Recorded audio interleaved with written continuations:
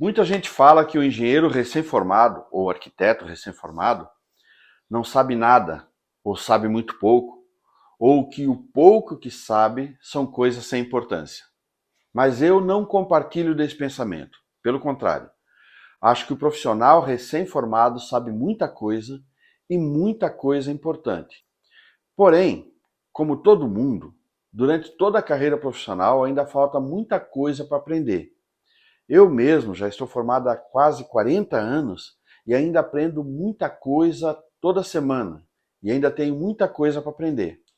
Digo isso porque nesse vídeo eu vou falar sobre um conhecimento que a maioria dos profissionais recém-formados não tem e que é muito importante para o exercício produtivo e lucrativo da nossa profissão.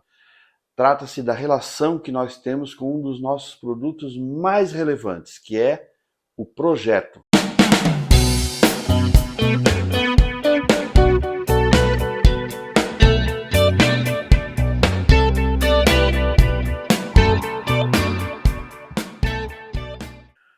O projeto é uma das coisas que nós aprendemos a fazer na faculdade e que, na verdade, aprendemos até muito bem. Portanto, ao sair da faculdade, o profissional recém-formado já sabe fazer projeto. Vai melhorar muito ao longo da carreira, claro, mas ao sair da faculdade já sabe fazer projeto.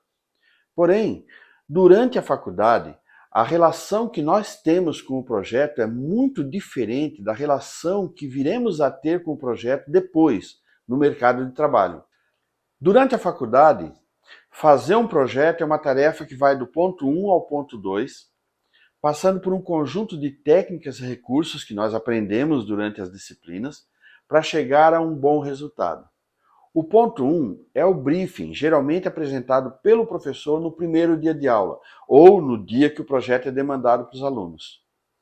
Nesse briefing, o professor descreve perfeitamente o que ele quer como resultado, em quanto tempo e quais as características do projeto que deverá ser apresentado.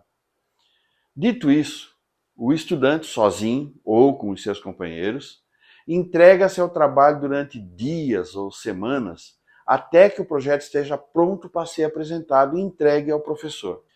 No dia da entrega, o resultado é apresentado em desenhos, gráficos, memórias, detalhes, talvez publicado nos murais da faculdade, ou seja o que for que tenha sido determinado pela disciplina. O professor avalia e, se o aluno for reprovado, infelizmente terá que refazer a disciplina, e ninguém quer passar por isso.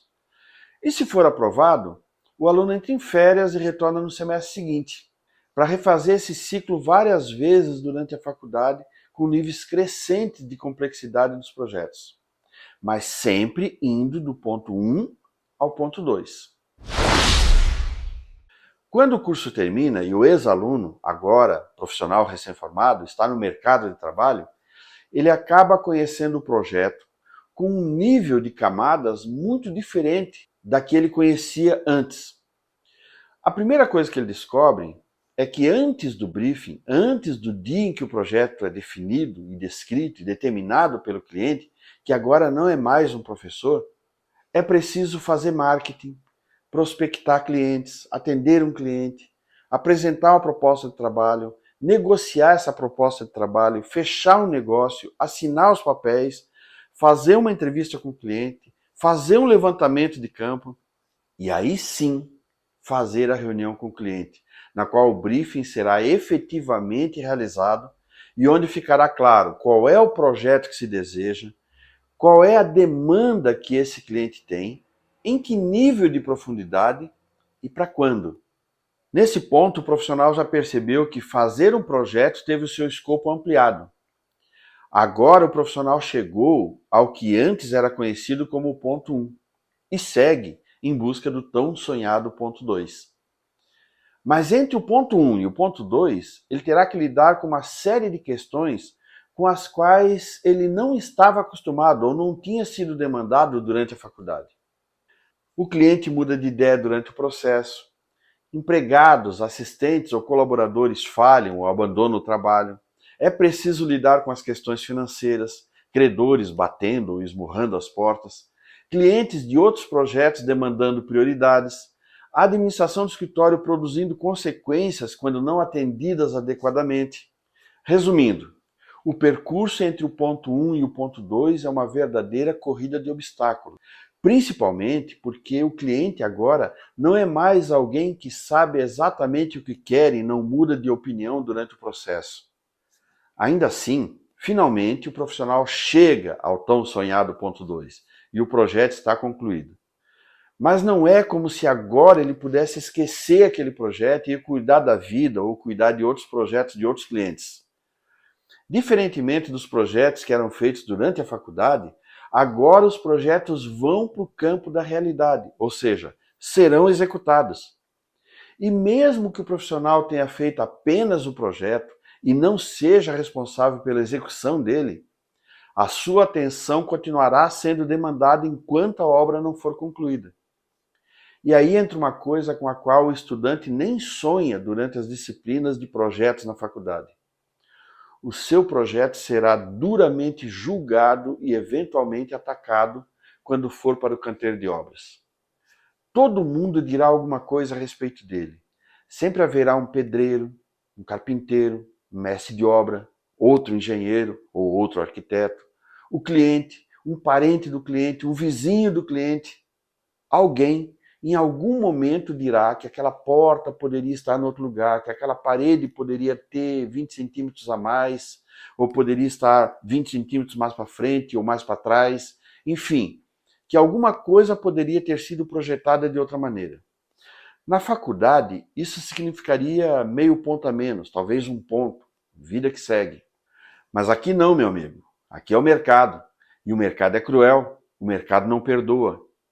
No mercado, isso pode custar uma recomendação para um novo cliente, pode custar um novo contrato, pode custar a satisfação do seu cliente. É a sua reputação profissional que está em campo. E aí você precisa estar em campo também para defendê-la.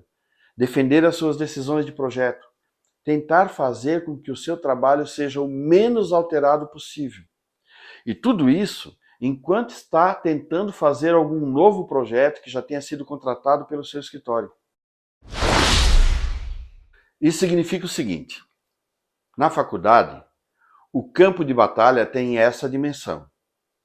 No mercado, o campo de trabalho, o campo de batalha é bem mais ampliado.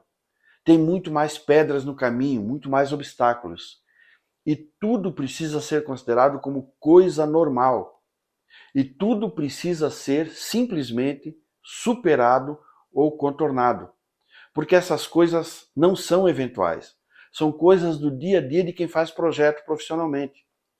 Quanto mais cedo você perceber que essas coisas são normais, mais cedo você irá buscar na administração os instrumentos de solução para cada uma dessas situações. Seja através de uma melhora na comunicação, seja pela documentação correta e completa de toda a operação, desde a negociação até a conclusão completa do trabalho, ou através do estabelecimento de parcerias que ajudem a reduzir esses problemas. O projeto é técnica, é arte, é ciência e é tecnologia. Tudo mais é simplesmente administração. Se você gostou desse conteúdo, aqui vão duas coisinhas para você fazer agora. A primeira é a seguinte: aqui na descrição desse vídeo tem um link para você fazer parte de um grupo no WhatsApp, onde você receberá um aviso cada vez que um novo vídeo for publicado aqui no canal 893.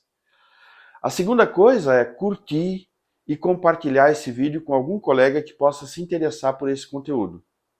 E não esqueçam, aqui no canal 893 você sempre vai encontrar conteúdo de qualidade para engenheiros e arquitetos empreendedores. Até a próxima!